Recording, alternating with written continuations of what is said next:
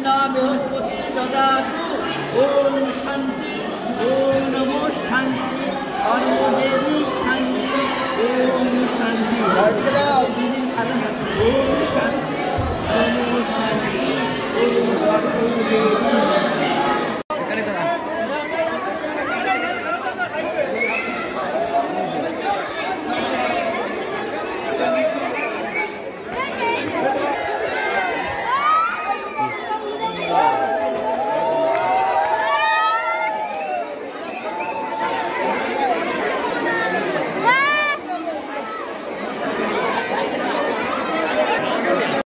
মানে একদম ভাঙনের দুর্বিষহ অবস্থা। কেন্দ্র সরকার মাঝে মাঝে টাকা দেয়, আবার মাঝে মাঝে টাকা দেয় না। এবার বিভিন্ন রাজ্য সরকার যা টাকা দেয় সেটাতে হচ্ছে না বলে দাবি করছে এখানকারই।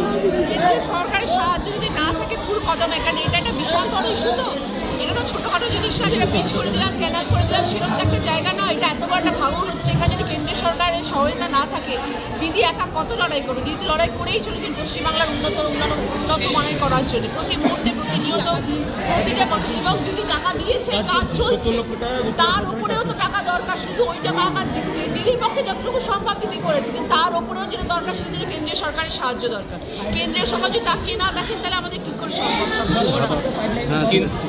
এখানে যে সমস্যাটা, এখানকার সাংসদ দীর্ঘদিনে 5 বছরের সাংসদ ছিলেন, মানে তাকে এত 5 বছর দেখা যেত না, এখন প্রচারের সব বছর দেখা যাচ্ছে।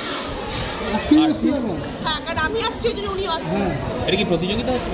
বলতে পারবো না, আর এই যে আসছেন আমি জানি না। কিন্তু এই যে ভাঙনের জন্য আপনি যদি সাংসদ হন পরবর্তীকালে ভবিষ্যতে, তাহলে কি আমি যদি সাংসদ হই তাহলে পার্লামেন্টে প্রথম কথা, যদি আমাকে ভূমিবাসী ভালোবেসে সাংসদ করেন তাহলে প্রথম কথাই হচ্ছে পার্লামেন্টে গিয়ে যেটা বলবো সেটা হচ্ছে ভাঙনের কথা, যাতে এটা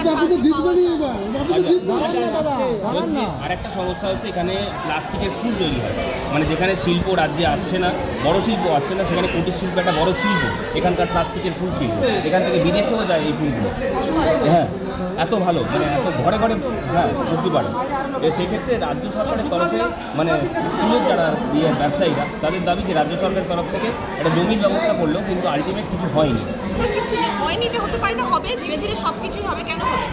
যদি আর দিদি যেখানে রয়েছেন, দিদি সবসময় রাজ্যের যারা মহিলারা কাজ করছেন, যারা দিদি এতটাই উন্নয়নে বিশ্বাসী এবং প্রতিটি মানুষের জন্য ভাবেন, সেখানে যদি আজকে ফুল শিল্প নিয়ে কেউ এগিয়ে যেতে চাইছেন, সেটা ভারত বিশ্ববিখ্যাত হচ্ছে, তাহলে দিদি তার পাশে থাকবেন। এটা হতে পারে না, নিশ্চয়ই উনি আছেন এবং দিদি তারাও এগোবেন এবং তাদের জন্য নিশ্চয়ই ঘর করা হবে।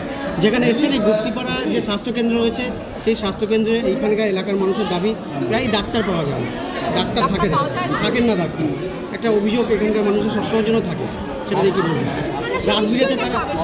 সেই জন্যই তো আসা দরকার, সেই জন্যই তো 5 বছর কিছু হয়নি। আজকে রচনা ব্যানার্জি আসার পর সেই ডাক্তার এসে বসবেন ওখানে, সে ব্যবস্থা করা হবে।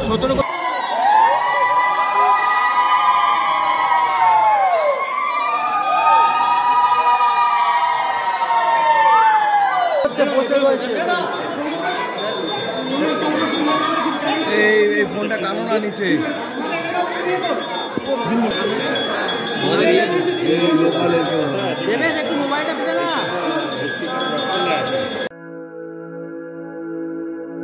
আপনি কি জটিল কিছু সমস্যায় ভুগছেন, সমাধান পেতে চান?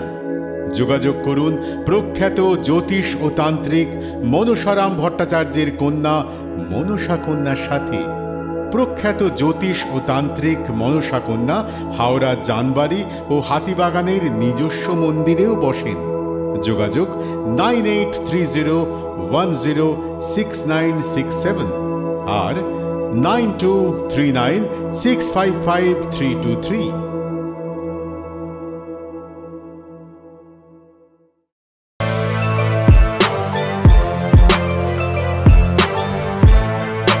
এখন অনেক বড় শ্রী লেদার্স হাওড়া ময়দান।